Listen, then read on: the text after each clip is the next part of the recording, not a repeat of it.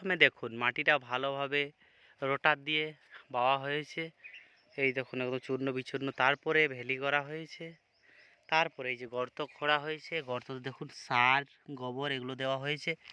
এই দিকে দেখুন লাগানো হয়েছে, দেখুন এই যে এখানে রয়েছে দেখাচ্ছি আমি আপনাদের, আপনারা দেখুন এই যে দেখুন এই যে কচু রয়েছে।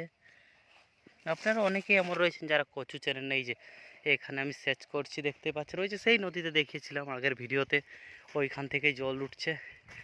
এই যে দেখুন আমি কিভাবে এই যে এগুলো এইভাবে পাল্টাতে হবে, এটা হলো প্রথম পাল্টাটা। তারপরে আরও অনেক বাকি আছে। দেখো আমি এইখানে আপনাদের দেখাচ্ছি, আপনারা সম্পূর্ণ ভিডিওটা দেখুন। ওই যে ওটাতে জল ভর্তি হয়ে গেছে, তাই অন্য একটাতে জলটা ছেড়ে দিলাম। এই যে দেখুন এখানে ছেড়ে দিলাম, ওই যে ওইখান থেকে জল আসে পাইপে করে। ওই যে নিচে মেশিন বসানো আছে, আগেই দেখিয়েছিলাম যে সুবর্ণরেখার সাথে মিশে গেছে ওই নদীটা। তাহলে চলুন এই ভিডিওতে আরও আমি আপনাদের কিছু কিছু জানাই। এই যে দেখুন এটি হচ্ছে ঢাকি গাছ। এই যে সেই আগের ভিডিওতে বলা হয়নি, এখন বলে দিই। এইদিকে আমার বেগুন লাগা আছে, জলের কারণে জল সেচ করা হয়নি, আমাদের ছোট্ট নদী তাড়াতাড়ি শুকে যায়। আজকে এই যে বেগুনগুলো পাটা হবে, যে দেখুন আপনাদের জুম করে দেখাচ্ছি, এগুলো বেগুন গাছ লাগানো হয়েছে, অনেক দিন আগে লাগা হয়েছে। আগের ভিডিওতে আমি দেখিয়েছিলাম বেগুন।